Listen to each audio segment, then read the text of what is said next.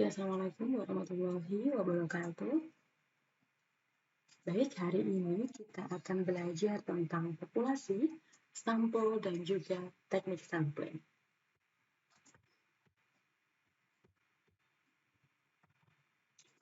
Oke, dari sini ini ada gambar ya yang menunjukkan sekelompok orang dengan karakteristik yang berbeda. Di sini bisa kalian lihat ada yang berwarna biru, kemudian abu-abu, hitam, oranye, mustard gitu ya. Nah, dari sekelompok orang ini berikutnya diambil, di situ digambarkan diambil 5 orang ya, yang nanti dia akan berperan sebagai sampel begitu ya. Jadi populasi di sini bisa kalian lihat ada sejumlah besar individu ya yang berkumpul, kemudian sampelnya diambil 5 diantaranya ya. Nah, ini adalah gambaran umum terkait dengan populasi dan sampel. Untuk lebih jelasnya, mari kita simak penjelasan berikutnya. Oke, populasi adalah semua subjek atau objek sasaran penelitian, ya, kemudian sekumpulan objek atau sumber data penelitian, kemudian kelompok yang menjadi target atau sasaran penelitian. Nah, dari sini bisa kalian ketahui bahwa populasi merupakan sekelompok atau sekumpulan ya yang nanti dia akan dijadikan sebagai sumber data penelitian. Gitu.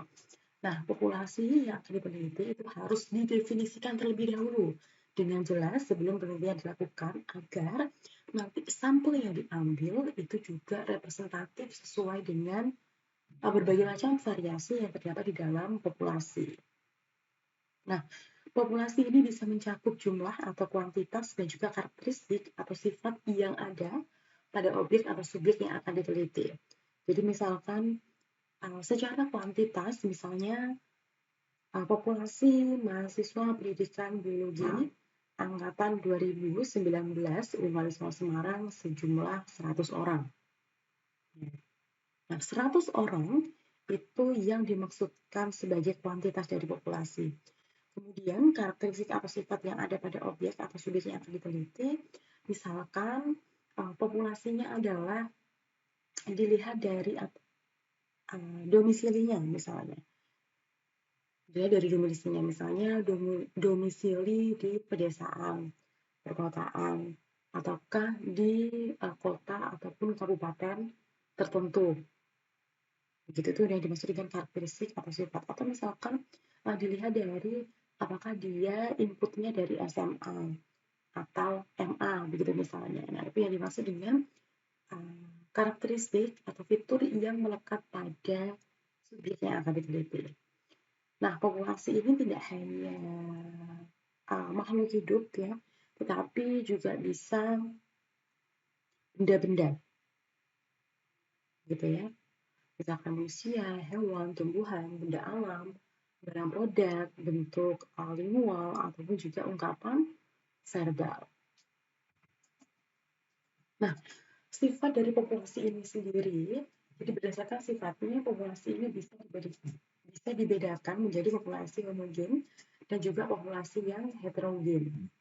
Homogen ya berarti sifat-sifat yang terdapat pada populasi itu mendekati sama, ya sifat-sifatnya sama gitu. Kemudian kalau yang populasi heterogen berarti sumber datanya itu memiliki sifat yang berbeda atau bervariasi. Misalkan untuk yang homogen, contohnya adalah darah. Ya, darah dalam satu individu dia bisa berperan sebagai populasi. Ya. Nah, dia termasuk populasi yang homogen karena memang dia sifatnya akan sama. Ya. Bukan berarti kalau darah diambil dari tangan kanan dia akan berbeda dengan tangan kiri, kan tidak ya. Dia sama karakternya.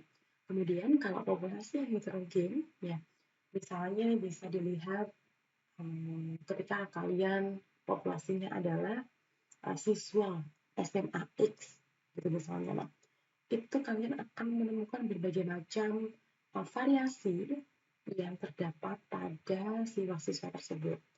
Entah itu variasi um, tempat tinggal tadi misalnya, kemudian bisa dilihat dari expo yang diambil atau diminati, kemudian bisa juga dilihat dari apakah misalnya siswa tersebut mengikuti les atau tidak. Nah, itu kan akan sangat beragam dalam suatu populasi, sehingga disebutnya populasi yang heterogen.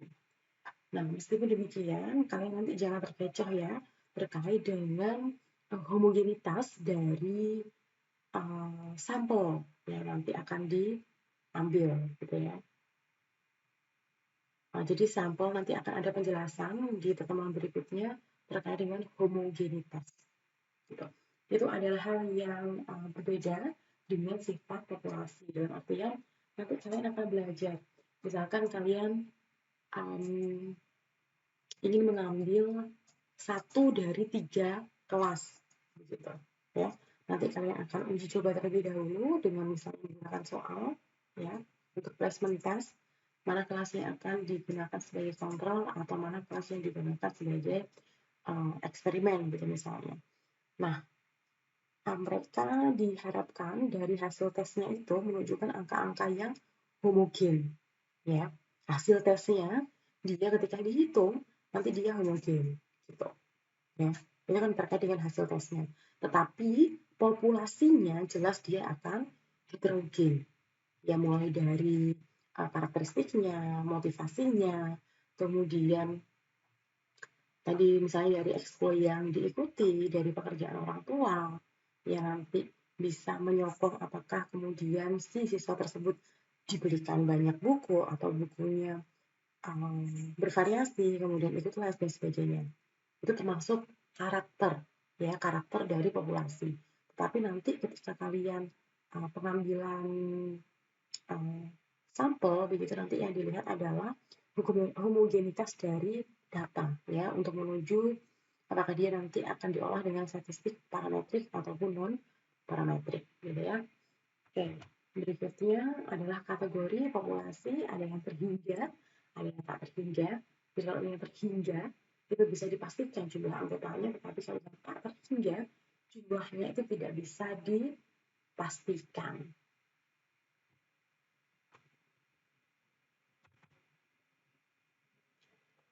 Nah, ini ada contoh ya, sebuah survei akan diberikan kepada 100 siswa yang dipilih secara acak dari kelas mahasiswa baru di Pendidikan Biologi Universitas Semarang. Kalian bisa menebak ya, mana di antara pilihan berikut yang dia berperan sebagai populasi. Ya, nah, yang berperan sebagai populasi adalah seluruh mahasiswa baru. Oh, ini masih salah. Ketik ya, harusnya yang C itu adalah seluruh mahasiswa Pendidikan Biologi Universitas Semarang. Kemudian yang B adalah seluruh mahasiswa baru Pendidikan Biologi Universitas Semarang. Nah, pilihannya adalah yang B, ya, seluruh mahasiswa baru Pendidikan Biologi Universitas Semarang.